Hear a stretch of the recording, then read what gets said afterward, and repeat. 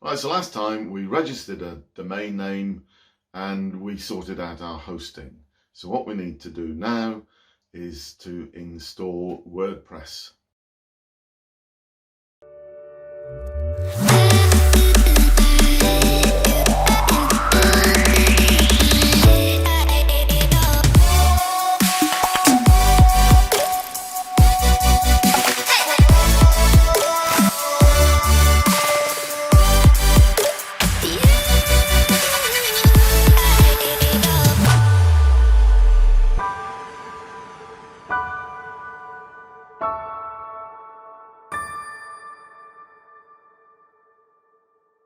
So here we are.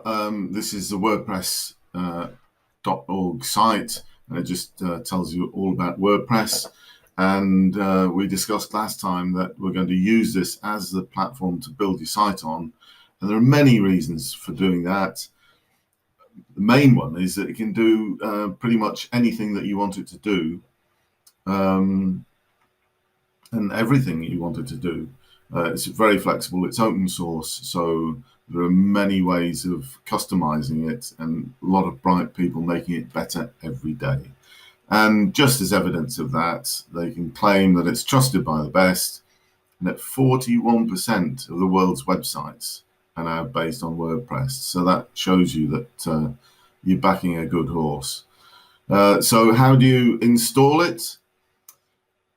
Well, the easiest way is to Google your hosting provider that you're getting your hosting package from, and then install WordPress. So if you Googled 123reg, now we used 123reg as the example last time, Google 123reg and install WordPress, you come up with this page, and it takes you step by step through the installation process. So I won't elaborate too much on that. The details are here, and you just follow it step by step. I've got to say at this stage, if you find that a bit too technical or boring and don't want to do it yourself, please get in touch. I'll be delighted to help out. But this is a build your own website series of videos, and it's so hopefully you'll be able to follow this yourself. Okay.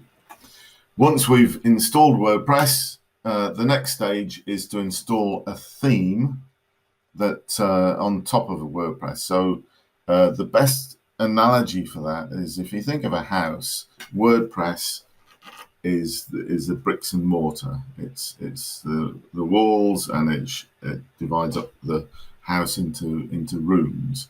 And so WordPress is equivalent to that. It's a bricks and mortar. It builds a site and it divides it into pages and that kind of thing. A theme is like you're getting the decorators in. That's how you change the color of the walls and the doors and the curtains. And then beyond that, the video we'll do after that shows you, will tell you about plugins, which is like adding the functionality to the house of the central heating and the lighting and things like that.